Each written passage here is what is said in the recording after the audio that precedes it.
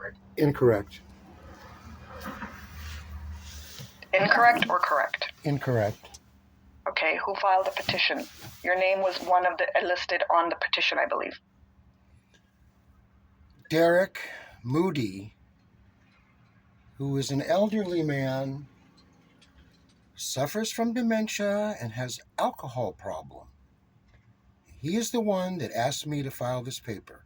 He is the tenant on the lease for the last 20 years, Derek Mooney. I just moved in 6 months ago, but because of Derek's diminished mental capacity and his alcohol-induced dementia, also, he's an illegal alien. I spoke to ICE about it and his criminal activities, but... Okay, I'm going to interrupt you there. All I'm confirming right now is that our office received a tenant petition and it has your name listed on it, as well as the name of a Mr. Derek. It was listed as Moody. Is the last name Mooney? Again, he has dementia. That's not what I'm asking. I'm asking if you signed the petition that was filed in our office. Yes. At his request, I filled out these papers. I believe his name is Moody or Mooney. I'm not quite sure. Okay. And where is Mr. Mooney at this time? He is not available. Okay. It was. And I'm just going to turn to Mr. Bornstein. Mr. Bornstein, are you the representative for the owner in this case? Yeah, my client's right next to me. Go ahead and speak up. Hello, I'm Jerry Scott. She's just The owner. Okay. Good morning. Good morning. Okay. Well, at this point, as far as I can see in our file, there we have a tenant petition signed by Mr. Hochberg and a Derek Moody. Mr. Moody has not filed anything to indicate that he is sending someone else in as a representative on his behalf. So we will proceed here today with Mr. Hochberg and the owner for purposes of just discussing this case to see what's going on here today. So,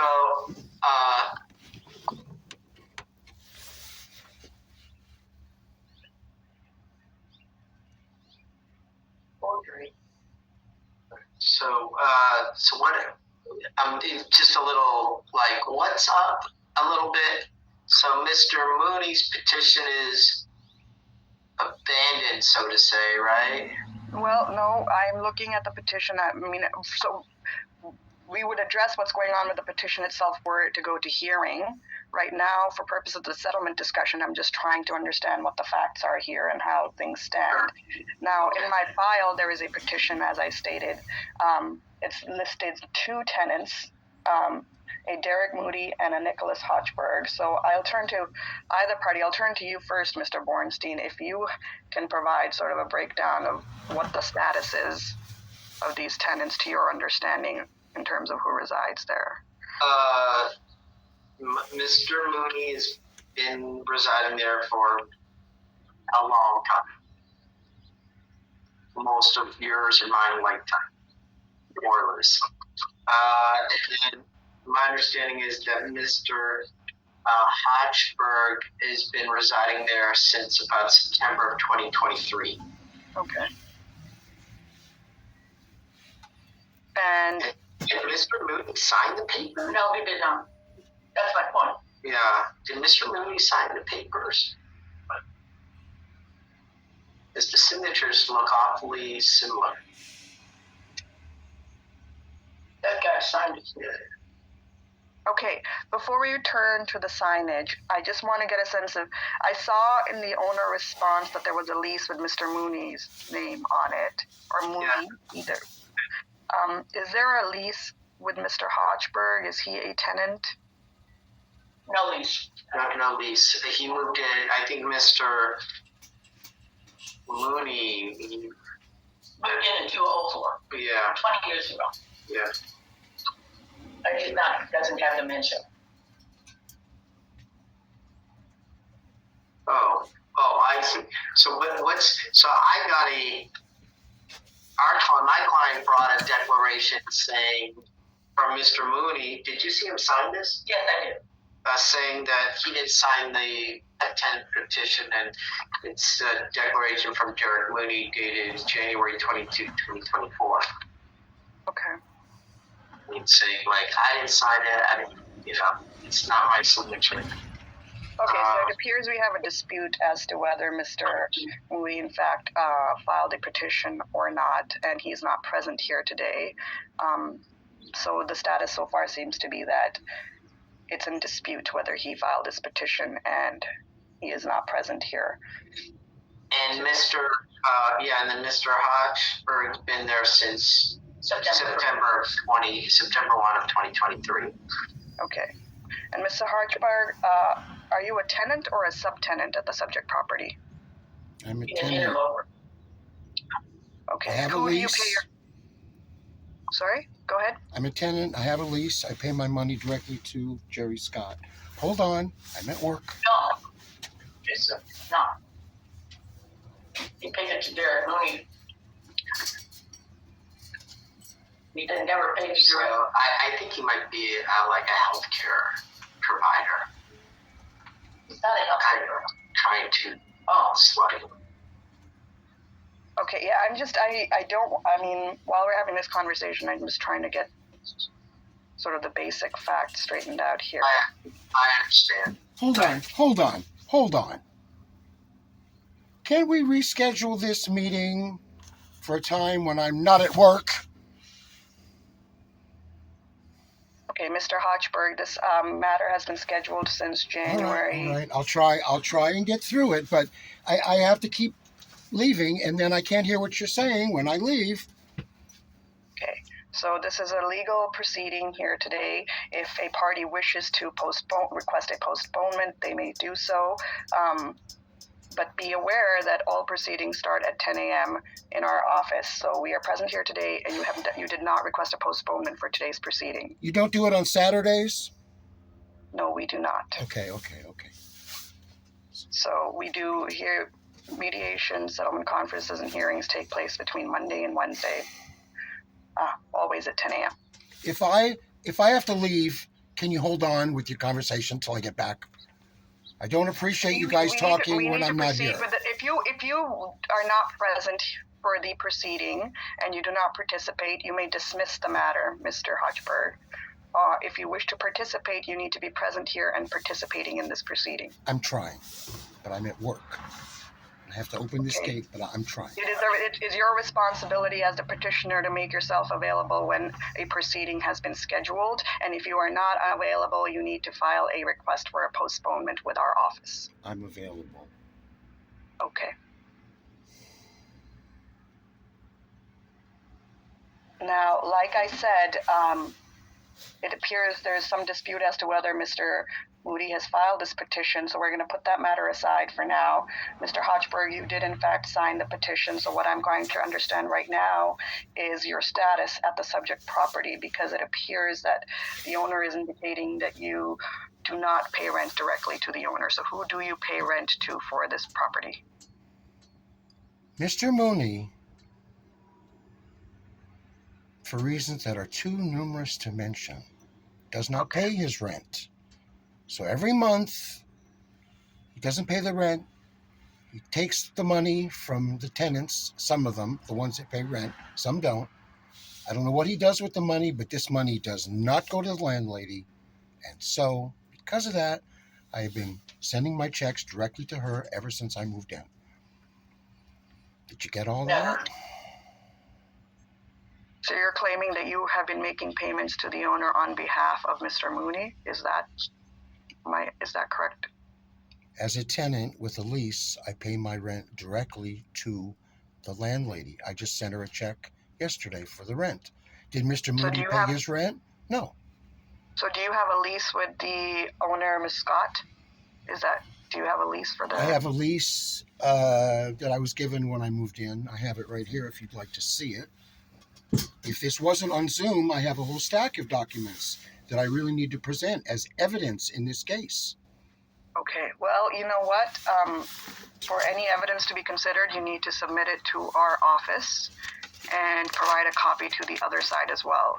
I do not have a copy of a lease with your name on it, so that's something you would need to submit. And if you are stating that there's additional evidence you want to submit, you may email it to our office as long as you provide a proof of service and serve it to the owner as well, or you can send it in via mail with a proof of service to us as well as the owner in this case. Now, if you would like to postpone the hearing itself to another date and have an opportunity to submit additional evidence that you think is relevant, that is something I can consider. But for today, what I'd like to do is see if we can have a conversation between yourself and the owner to address what your issues are and see if there's an agreement that we can come to here today. Can I speak? Go ahead. 20 years ago, Derek Mooney, whatever his name is, he moved in. At that time, with his son, 20 years ago, for a couple of months, it was rented to the Mooney family. But his son moved out, and for the intervening 19 and a half years, Derek it's only a 2-bedroom, by the way, but Derek, who sleeps in the living room, found 3 other people and just strangers, which makes it a rooming house. And that's what the situation has continued for 20 years. So it was a single family residence for 6 months, to my knowledge, in 2004. But the owner, Jerry Scott, is well aware of the fact that it has been operated as a rooming house for the last 19 and a half years, which I'd like to mention, for that entire period of time, there was no heat. When I moved in, I asked them to fix the heat, which she did. Now she's trying to raise the rent $300, which I feel is a burden, especially because we can't pay the rent now. Now, before we proceed, so how many people are currently living in this property? 4, okay. Would you like their names? Yes, please. Mike Heine, Jill Vasquez, Heine, Heine. Jerry is well aware that these people have lived there for years. Jill does not pay rent. She's a squatter, another mental alcoholic. And Derek Mooney, whatever his name is, also suffering from dementia, alcohol-induced. And me, 4 of us. Okay. I'd like to also mention I did a ton of repairs when I was working as the property manager when I first moved in. Was not paid for these repairs. I have the receipts, all the bills, and I spoke to Jerry when I was working as a property manager. She was well aware of the fact that it was a rooming house, but she didn't want to register it as a rooming house because she knew it would be extra inspections and extra money, and she didn't want to deal with it at the city of Oakland. And I called code enforcement, and code enforcement came out. There were habitability and code violations, but when the code enforcement man showed up, Derek met him at the door, asked him to leave. I didn't speak to him, and I was not able to tell him what the code violations were. I tried to email him afterwards. I have not heard back. I've been requesting an additional code inspection from the city of Oakland. This building is 130 years old. It's got a few issues. The code enforcement man was there. He left because Derek kicked him out. He didn't leave his name. He didn't leave the paper he was supposed to leave. He didn't leave a card. He didn't leave nothing. He just left. There are a number of code enforcement issues, code violations I'd be only too happy to mention to you, but maybe for another time. But they exist. She did fix a few things like the heat. Okay. So, I mean, this is helpful to me. I think what would be helpful at this point, Mr. Hochberg, is for you to just, what is it that you're looking to see happen out of this proceeding? You filed a petition. You raised some issues with rent increases and decreased housing services, but for purposes of a potential agreement where we can resolve this by everyone's agreement, what would you like to see happen here? The rent was $1,200 20 years ago. Number 1. Number 2, Derek has paid so much rent over 20 years, he's basically bought the house, but we're gonna just pass that one by. If the rent was raised 2.5% over a 20-year period, then unless my math is wrong, which the records are a little shaky, but as near as I can understand it, the rent increases on a rooming house in the city of Oakland with rent control should have been 2.5% a year. Some years it was 2%, some years it was 3%, but generally the average rent increase in the city of Oakland should have been 2.5%. Over a 20-year period, that winds up being a 50% increase from $1,200, which is $1,800. As far as I'm concerned, that's what our rent should be. But Jerry Scott, the landlady, who was well aware of the fact that there was no heat there for 17 years, you did hear me say 17 years, right? Okay, so that was a habitability issue, and there was a number of others, such as black mold. And Jerry actually raised the rent from $1,200 to $3,250, which is roughly an increase of 300%. Triple the rent that it was 20 years ago. I feel this is retaliation against Derek. I guess the two of them were very close at one time, but Derek moved in this friend of his a couple of years ago, Jill Vasquez, who has never paid rent. She is a squatter, another alcoholic such as Derek. They both have dementia. And I feel that Jerry has expressed feelings of animosity and possibly jealousy. I'm not exactly sure. But there's been a conflict going on for a couple years between Jerry and Jill.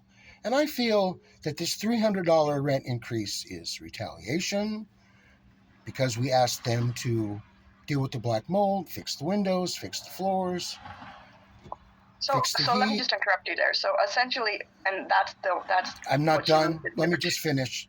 Well, I got a little bit more.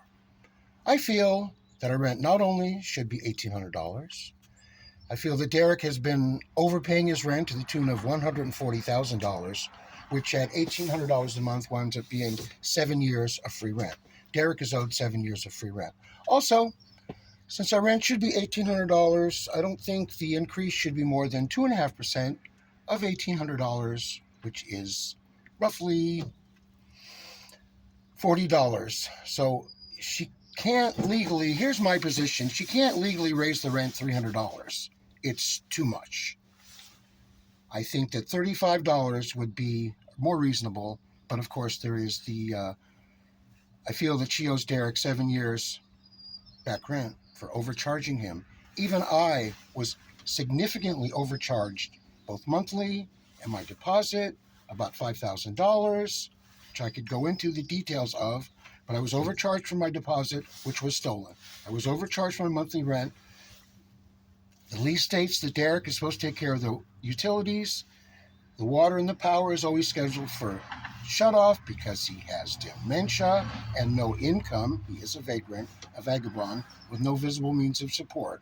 And because of that, I paid 1 month right after I moved in, $834 from my Spectrum account at the senior center.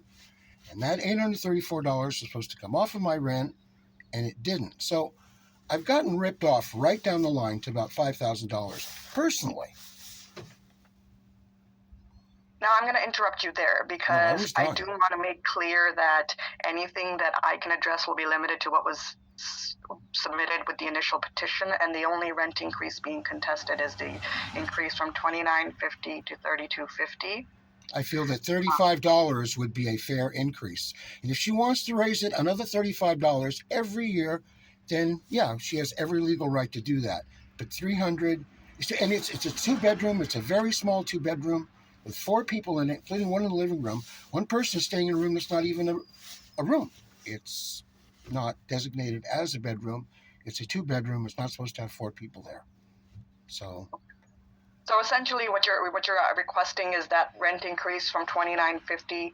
You're requesting that the rent increase be for $35 as opposed to this increase to $32.50. That's what you'd like to see happen here today. Okay. All right. Can you hold on a second? Yes, I can hold on 1 second. Give me a moment. Just a second.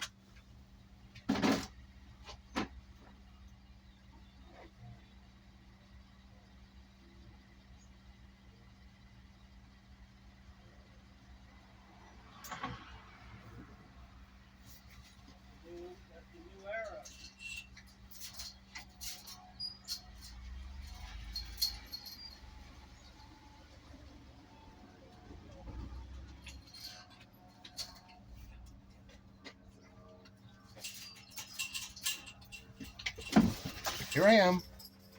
Thank Sorry. Now, I'll turn to the owners in a second. But that was helpful, Mr. Hochberg. Now, there's on just based on my initial reaction, there are a lot of issues in this case, and if we were to go to hearing, I would obviously receive all relevant evidence and make determinations about who's a tenant, who's not, and we'd have to get into the details and have a lot more information coming in about who's paying rent where, because I'd have to determine everybody's standing, figure out who's paying rent, and that would be the initial issue before we get to the issue of rent increases and the decreased housing services. But it seems that essentially Mr. Hochberg is requesting that the rent increase for $300. Instead, he's asking that rent increase be for $35. And that's something that, and that would be, or you would be happy to resolve this matter with that proposal. I pay my rent. I just like to say, I pay my rent every month, unlike anybody else who lives there. I've done a ton of repairs.